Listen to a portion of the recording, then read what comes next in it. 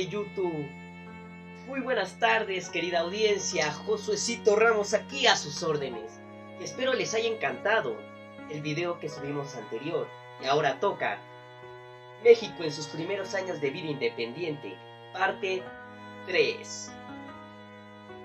Y comenzamos con la dictadura santanista. La última gestión de Antonio López de Santana al frente de la presidencia de la República fue un gran desastre, ya que no solamente originó una feroz dictadura, la cual fue apoyada también por los altos jefes militares y que prosiguió con la gran persecución en contra de los liberales, sino que también el despilfarro de la hacienda pública, digamos que ocasionó una severa crisis que Santana trató de solucionar implementando medidas absurdas, como la que se implementó a los canales del desagüe, a los perros, inclusive a la luz solar, ya que prácticamente te estaba contando el número de puertas y ventanas de una casa. Díganme cómo esto no puede ser tan absurdo. La reforma liberal. 3 eran los grupos, los cuales participaban de manera activa en la política nacional. Estaban los conservadores, cuya mayor preocupación era el de mantener las cosas existentes hasta entonces, con el fin de mantener tanto sus riquezas como sus privilegios. Teníamos también a se podría decir que los liberales radicales. Estos exigían un cambio rápido, aunque para ello tuvieran que usar la fuerza. Y por último, damas y caballeros, tenemos el bando de los moderados. Estos también seguían el cambio. A diferencia de los liberales radicales, estos no empleaban la fuerza, y siempre y cuando todo lo hicieran bajo un proceso evolutivo.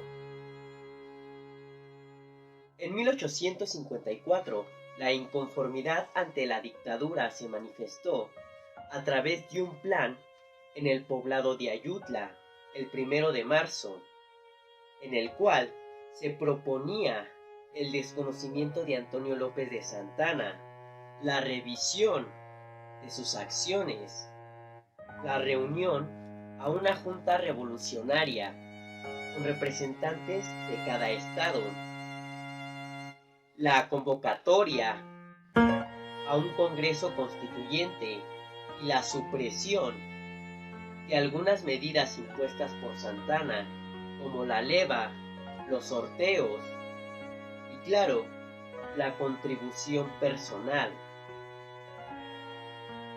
Este plan, que en principio fue meramente político y que claro que no mostraba preocupación alguna por la crisis económica por la que estaba atravesando el país, sirvió para que importantes sectores populares,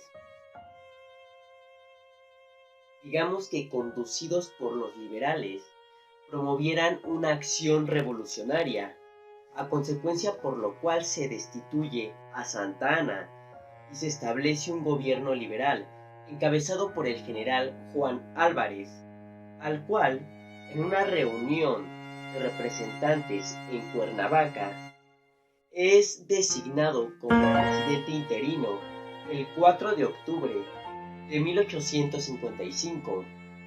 Con Álvarez en el poder, en el gabinete destacaron miembros liberales, como por ejemplo Melchor Ocampo, Benito Juárez, Guillermo Prieto, y claro que no podríamos olvidar al general Ignacio Comonfort, aquel general quien fue capaz de vencer a los bandos conservadores santanistas.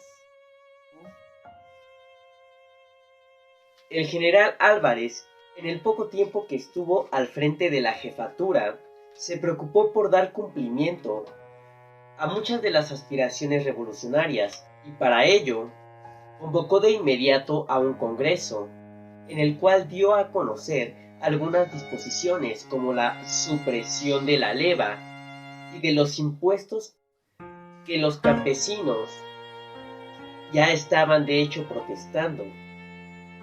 Creó la Guardia Nacional, con la cual trató de someter al ejército. Y claro que una de las más importantes reformas durante su gobierno es sin duda la contenida en la Ley Juárez, promulgada el 23 de noviembre de 1855, y en donde se establecía la igualdad de todos ante la ley. Y claro que la destrucción de los fueros eclesiásticos y militares. La ley La Fragua del 28 de febrero de 1856, esta establecía la libertad de imprenta. La ley de iglesias del 11 de abril de ese mismo año, que reglamentaba las obvenciones parroquiales.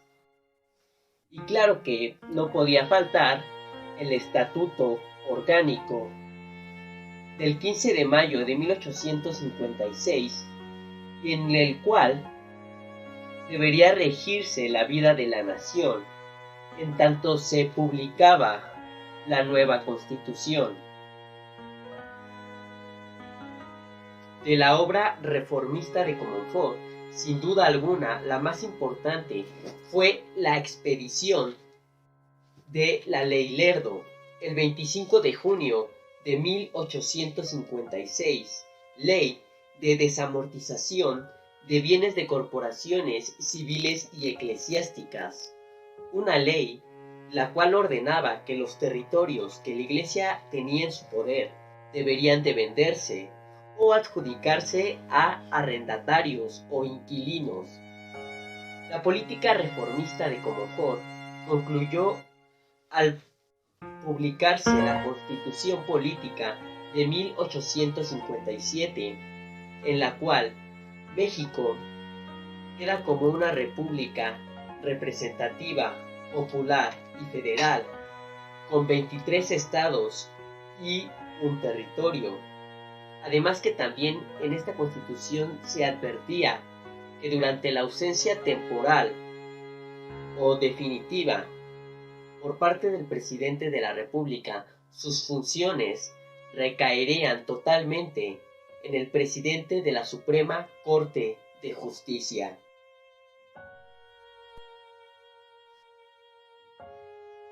La Guerra de 3 años. La reacción de los conservadores en contra de la reforma y principalmente en contra de la Constitución Política de 1857 pronto se dejó sentir, y el 17 de diciembre Félix Zuloaga dio a conocer el Plan de Tacubaya, en el cual invitaba a la rebelión. Inclusive también exigía la anulación de dicha Constitución y convocaba a un congreso para que se elaborara un documento más acorde a las costumbres mexicanas. El presidente Comonfort aceptó dicho plan. Sin embargo, el licenciado Benito Juárez, presidente de la Suprema Corte de Justicia, desechó este plan y se manifestó fiel defensor de la Constitución. La aptitud del presidente determinó que los liberales lo abandonaran, situación que fue aprovechada por parte de los conservadores para desconocerlo en su totalidad el 11 de enero de 1858. El presidente huyó de México, en tanto que el señor Juárez se refugió en Guanajuato, en donde estableció un nuevo gabinete integrado por puros liberales. Uno de los hechos más tristes de la guerra sucedió el 10 de abril en Tacubaya, cuando Leonardo Márquez derrotó a los ejércitos liberales y con lujo de crueldad ordenó la ejecución de todos los que se encontraban en el campo de batalla, dando pie a una de las acciones más sangrientas. Los heridos, los médicos, fueron cruelmente asesinados, inclusive las enfermeras, las cuales estaban socorriendo a las víctimas de aquella encarnizada batalla. Los conservadores declararon que la lucha era para mantener la libertad, suprimir la Constitución de 1857, entre algunas otras leyes reformistas. Los liberales, por su parte, se encontraban en la posición de mantener en vigor dicha Constitución y separar definitivamente la Iglesia del Estado. Pero para lograrlo, damas y caballeros, el gobierno del señor Juárez da a conocer en el puerto de Veracruz las llamadas leyes de reforma.